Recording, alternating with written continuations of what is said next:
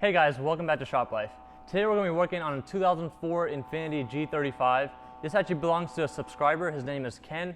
I'll link his information down below. And he's just getting a lot of preventive maintenance done. And I'm going to be making separate videos on each thing that I'm doing for his car. That way you guys can also do it if you guys need to do it on your car. So once again, this is a 2004 Infiniti G35 rear-wheel drive sedan. And it's got the VQ35. First thing we're going to start off by doing is we're going to do the belts and pulleys. So he already has brand new belts on here, but whatever I'm about to show you, you can use it to replace your belts as well. And we're putting all new pulleys on. Main reason we're doing all this is because whenever he turns the car on, it squeaks. That means I'm pretty sure that one of the belts is over tightened. Whoever replaced the belt, they over tightened it, or it could just be a pulley malfunctioning as well. So we're gonna go ahead and replace all of that, and let's go and get started. All right, so this right here is the airbox. This is the air cowl. It lets the air in through underneath the hood. There's also a coolant leak that is somewhere in the top, which we're going to diagnose that as well once we have all this stuff taken apart. So first we're going to start by taking this off. You're going to have different push pins. These are aftermarket ones. You're going to have ones that you can just put a flat head through and lift the top part off, and then you pull the whole pin off. So let me go and get this one off. So there's going to be one right here and one right here. Pull both of those off and then pull this out. Next, we're going to go and remove this air box. So first, go ahead and disconnect the mass airflow sensor. Just push the tab down and pull it out. Now we're going to loosen this hose clamp, which is a 10mm bolt. Now we're going to go loosen this bolt, which is holding the air box in.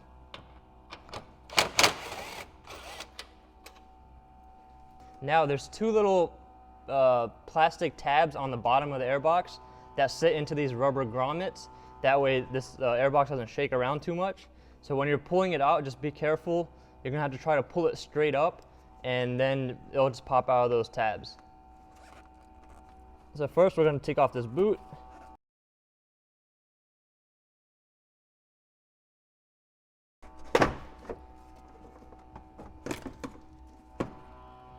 And there's the airbox. Now we have access to the fan shroud, the fan, all the belts and pulleys, and even the radiator hoses if you were trying to replace those. So let's go ahead and get off this fan and the fan shroud first. So go ahead and remove this hose for the reservoir tank. It just pulls out like that. Now we're going to go ahead and remove the two 10mm bolts on the top that are holding the fan shroud in. There's one on this side and there's one on the other side.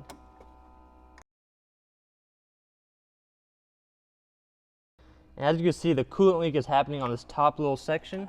So I'm pretty sure it's just one of either this hose or this little hose, this small hose, that's just dripping onto this top and just running down.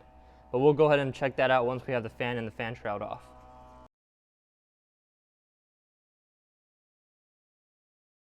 And once again, these are two 10mm bolts. All right, so now we have to get the fan off. It's held in with four 10mm nuts that attach to this pulley right here. Your best way to do this is just loosen them, and then once you have them loosened, you can just use your fingers to pull off the rest of the way.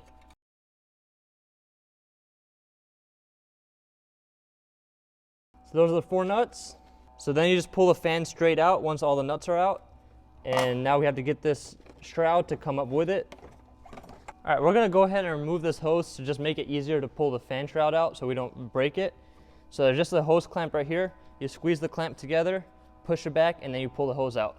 It might drip a little bit, so you might want to put a drain pan or something underneath.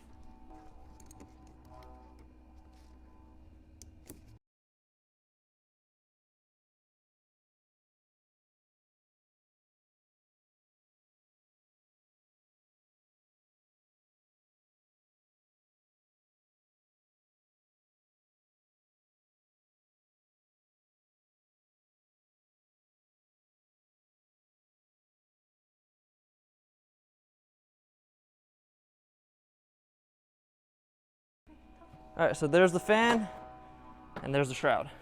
They're all gonna come out together because there's no way for you to remove the fan without removing the shroud. All right, so now that we have that off, we have access to the belts and the pulleys. All right, so what you wanna do first is go ahead and use a 14mm socket and loosen this nut that's on this pulley. So just loosen that. You don't have to take it off all the way off. Just loosen it so You see this washer moving around a little bit. Then that 12mm bolt that's on the bottom, you're gonna go ahead and loosen that. All right, so now we're gonna go ahead and try to remove the belt. In order to do that, we have to release the tension. So you have to actually use this bolt right here, which is on the bottom of the pulley, to release the tension. What we're gonna do is we're just gonna loosen that bolt, and you should start seeing the pulley move up. Once the pulley, or you should start seeing the pulley move down, and when the pulley starts moving down, it'll release the tension. All right, so this is the pulley that I just showed you. Behind there is that little tension bolt. So it's right about here. And we're gonna go ahead and loosen that bolt. So that's a 12mm bolt. Let's go ahead and loosen that. You don't wanna loosen it all the way out, because then that whole pulley, that whole mechanism is just gonna fall out. You just wanna loosen it just enough to release the tension so you can pull the belt off.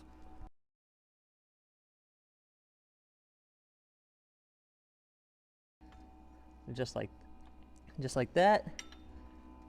And now let's go ahead and pull this belt off.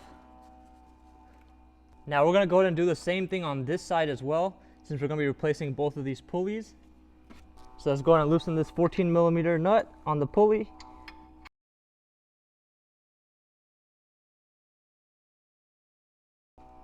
Now that we have that loosened, there's the same way as on that pulley, there's a 12mm bolt on the bottom that you're gonna wanna get to, and we're gonna loosen that. So this one you are gonna have to use a wrench. So this would be a lot easier if you lift up the car, take off that little bottom plastic shield, and you should have easier access to it. But for me, I'm just gonna do it from up here. That way, people that don't wanna lift their cars, it can be done still.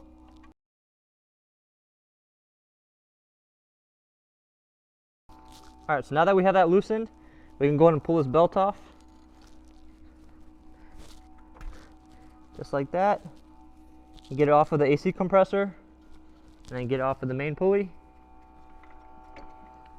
There you go. All right, now we're gonna go ahead and pull off the pulleys the rest of the way. So when you pull it off, you wanna make sure you keep this washer. There's gonna be a spacer and all that. Make sure you don't mix any of that up.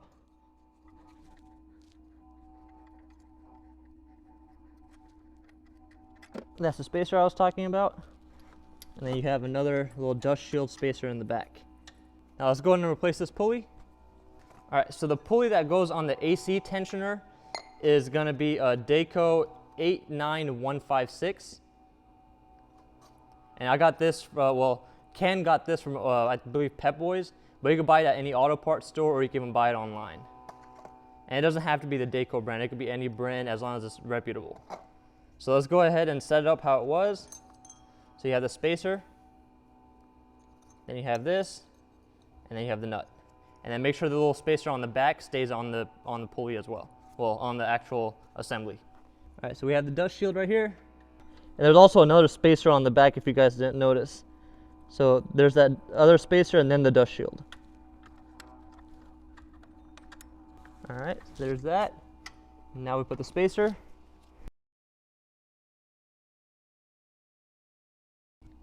And now we're gonna put the front dust shield and then the nut.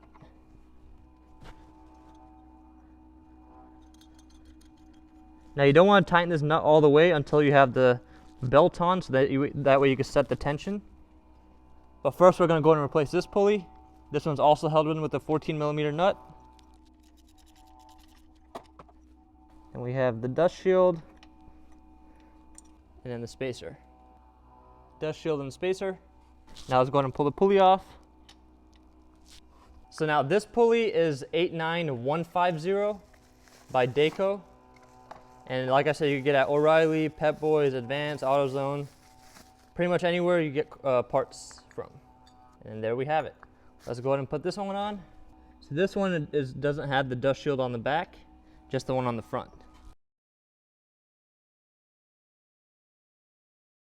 So this spacer goes on the outside.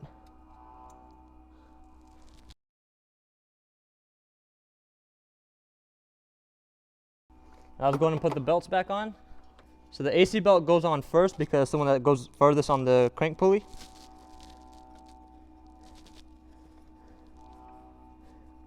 So this is pretty straightforward. It just goes straight across. And then you want to get the top part of this on the pulley itself, on the pulley that you just replaced. which is the tensioner pulley. I'm going to loosen it some more.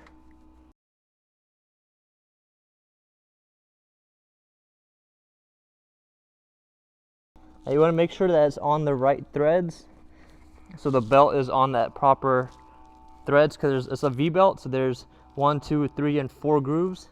So you just want to make sure all the grooves are sitting properly. All right, now we have the belt on all the way.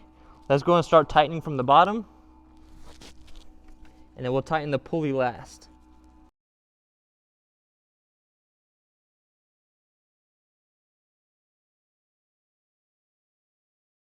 So once you start tightening that bottom of the pulley, you're gonna start feeling this belt get a little more tension. So I'll show you what normal tension looks like in a little bit. They actually sell tension gauges if you want to buy one of those, and you just pretty much clamp on the belt and then you let release, and then it'll just measure the tension.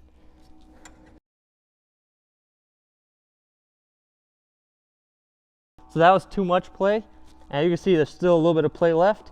We're gonna go a little more, just a little bit more. All right, so if you have the belt too loose, you're gonna have the belt slipping a lot, and if you have it too tight, you're gonna see the belt start to like stretch, and then it might even tear. So this is pretty good right here. Let's go and tighten the pulley down, and just double check that the belt is on properly. We're good. Now let's go ahead and do this side.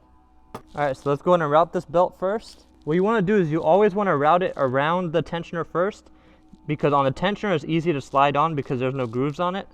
So get everywhere else but the tensioner, and then just slide it onto the tensioner.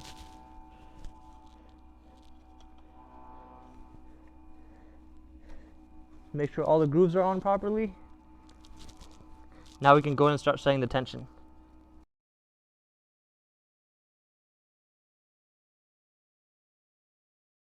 And a quick way to inspect your belts is you want to look for cracks on the actual rib side. And if you see any cracks on the belt at all, that means your belt is bad and you need to replace it. This one, Ken told me that he had it replaced recently. I think it has actually been a while since it was replaced. So I guess either the mechanic he took it to, they didn't replace them, or it was just a little while ago. And this belt is starting to dry up a little bit. But I mean, it's not cracking or anything, so it should still be fine.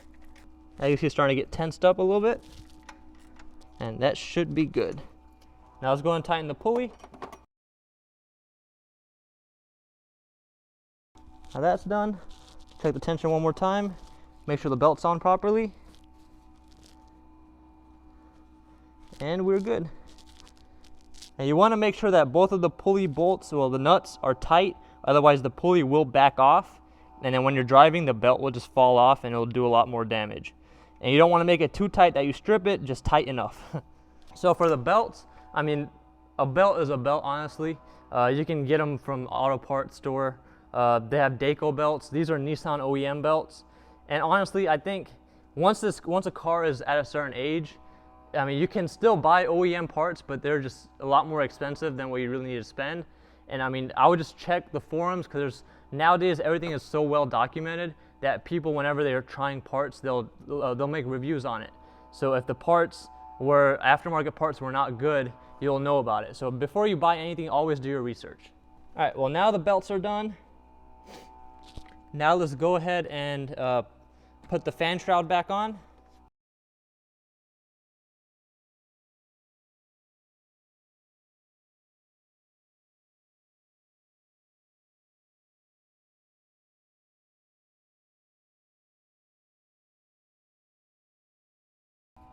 Let's go and get the fan resituated. Go ahead and put a couple nuts on it, hand tight.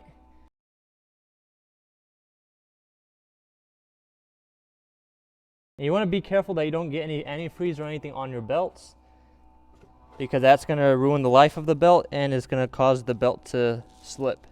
All right, so I've got a few bolts on it now, or nuts. Let me go ahead and hook the hose back up. Matter of fact, I think I'm going to change this hose clamp, because I'm pretty sure that's what's causing the leak. So let me go ahead and change the hose clamp.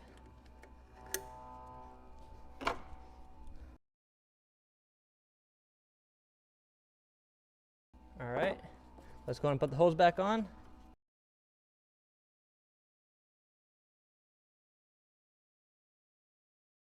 As you see, there's still a little gap on this side where the hose meets.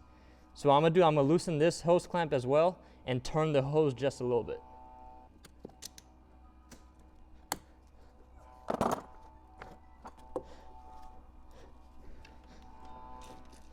Let's go ahead and tighten this up. Now let's go ahead and put this hose clamp back on. Make sure this hose is on all the way. Now that the hose is back on, let's go ahead and get the fan shroud to sit properly. So there's 2 tabs on the bottom of the shroud that you want them to line up with the actual radiator. And then that way, the way to check if it's lined up is get your hands underneath to the bottom of the shroud and pull it off of the radiator. It should only move a couple centimeters at most, maybe even a few millimeters, and that means that those little 2 tabs are inside the brackets. Now that we have that done, let's go ahead and put these 2 10mm bolts back.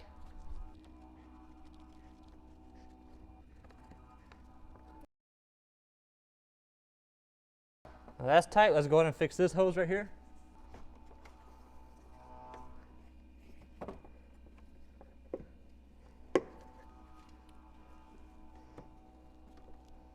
Now let's go ahead and put the rest of the nuts on for the fan. I'm going to go ahead and tighten the other 3 first, well, at least a little bit tighter, and then I'll put the last one on. Let's go ahead and get this last nut on, and then we'll tighten all 4. So if you have trouble getting that last nut on for the fan, what you could do is you could just turn the whole crankshaft by using a 19mm socket, get on the crank bolt, and then just turn it until you have access to that threaded bolt.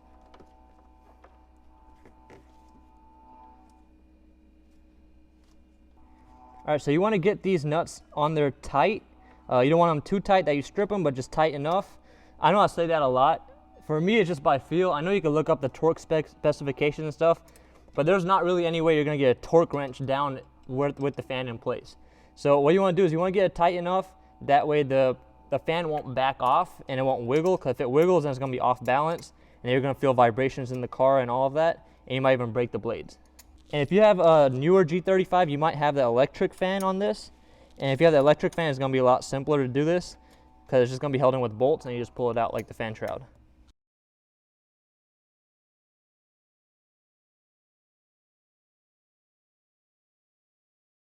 All right, so now let's go ahead and put the airbox back on. So here are the 2 rubber grommets I was talking about, and here are the 2 tabs I was talking about, one right here and one right here. So you have to get those to sit in properly, and you have to get the top part into this intake boot. And then you also have this small little box that's right here in the fender well. You have to make sure that goes in as well.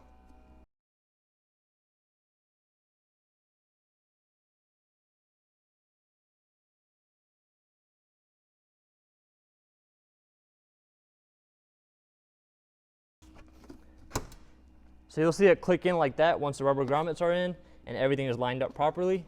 You want to make sure these 2 arrows are pointing each other before you tighten the hose clamp. And make sure you don't forget to plug in your mass airflow sensor as well. Now let's go and tighten that boot. Let's go and tighten this bolt. Now let's go ahead and put the air cowl back on.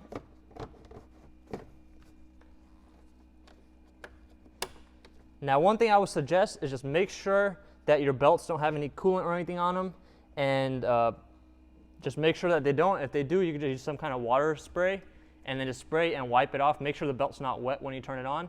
And now we have to go ahead and refill the cooling system. You shouldn't have to fill it up too much because not a lot should have leaked out. But if you did end up leaking a lot out, you will also might have to bleed the system. And in order to bleed the system, what you're going to want to do is you could turn it on for a little bit and park the car in an uphill situation so the front is higher than the back. And then what you're going to do is you're going to loosen this bleeder valve, which is in the back right here. So you want to loosen that bleeder valve, which is the Phillips screw. On the later model G35s, it might be a hex or a Torx. And you should be able to just spin it off with your fingers as long as the car is cold. So that's what you're going to want to do is you're going to go ahead and park it on a hill, take that bleeder screw out. Then once you have the bleeder screw out, you're going to go ahead and fill up the coolant. Use 50-50 So if you get the concentrate, make sure you mix it with distilled water and put that until it starts running out of the bleeder valve. And you're going to keep wanting to pour until you don't see any bubbles coming out. It should be just solid flow of coolant coming out. And once that's done, then go ahead and close the bleeder valve. Go ahead and close this. Make sure it's topped up all the way to the top. Make sure your reservoir is topped up. And then cut the car on and make sure you turn the heat all the way up. And do not drive the car until the heat is working properly. Because if the heat isn't working, that means you have air in the system and you need to continue bleeding it out until all the air is gone. Otherwise, your car is going to overheat. So let's go ahead and fill up the coolant. All right, so Nissan doesn't have any specific coolant.